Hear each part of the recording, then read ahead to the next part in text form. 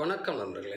5ஆம் இடத்துடைய அதிபதி 6ல் 8ல் 12ல் மறைந்தால் குழந்தை பாக்கியம் தாமதப்படுமா, அது உண்மையா அப்படின்ற கேள்விகள்லாம் இருக்குது.